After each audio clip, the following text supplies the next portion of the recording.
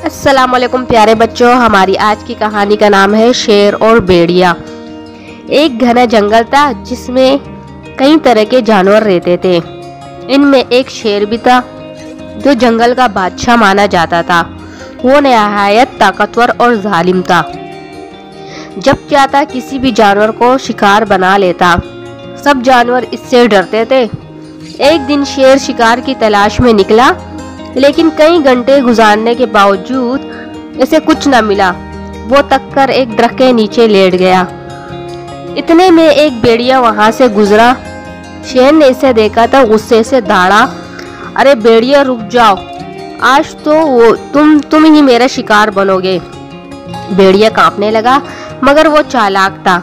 इसने शेर को मुखातिब करके कहा, बादशाह सलामत, अगर आप मुझे छोड़ दे तो मैं आपके लिए एक बड़ा शिकार ला सकता हूँ जो मुझसे कहीं ज्यादा मोटा ताजा होगा। शेर ने दिलचस्पी से पूछा, कौन सा शिकार? भेड़िया बोला, कुछ फासले पर एक गाय चर रही है, वो बहुत मोटी है। अगर आप मेरा साथ चले तो मैं आपको वहाँ ले जा सकता हूँ। शेर ने सोचा, वाकई अगर बड़ा शिकार हाथ आ जाए तो ज्यादा फायदा होगा।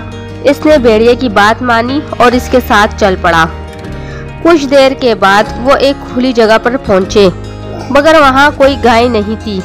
शेर गुस्से से दौड़ा, ये तो खाली मैदान है, तुमने झूठ बोला, गाय कहाँ है? भेड़िया हंसते हुए बोला, मुझे माफ कीजिए, दरअसल मैंने ये सब अपनी जान बचाने के लिए कहा। अगर मैं सच बोलता तो आप मुझे मार देते, लेकिन आपको सोचना चाहिए कि ताकत का साथ अकल भी होती है।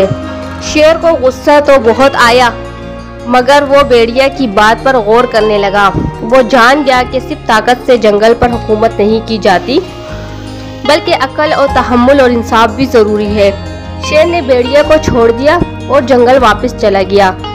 उस दिन के बाद शेर ने अपने रवैये में तब्दीली लाई और वो जानवरों पर जुल्म करने के बजाय उनसे मशवरा लेने लगा और इंसाफ के साथ हुकूमत करने लगा। जानवर भी इससे डरने के बजाय इसका एहतराम करने लगे। तो प्यारे बच्चों, इससे हमें क्या सबक मिलता है?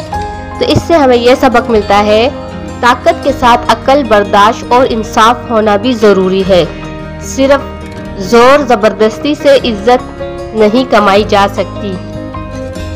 तो इसी तरह जो है ना, शेर को भी ये बात समझ आ गई और समझाने वाला कौन था? उसको भेड़िया। भेड़िया तो उसको ले गया जंगल में प्यारे बच्चों, लेकिन वहाँ क्या था? खाली मैदान, सिर्फ दरख्त ही लगे हुए थे। अगर वो भेड़िया अपनी जान बचाने के लिए इस तरह नहीं बोलता तो शेर तो उसको वाकई में खा जाता। लेकिन भेड़िया ने तो सिर्फ और सिर्फ अपनी जान बचाने के लिए इस तरह बोला, लेकिन साथ में उसको ये भी एहसास दिला दिया कि दूसरे जानवरों पर जुल्म करना भी अच्छी बात नहीं। और शेर फिर सब जानवरों से प्यार करने लगा।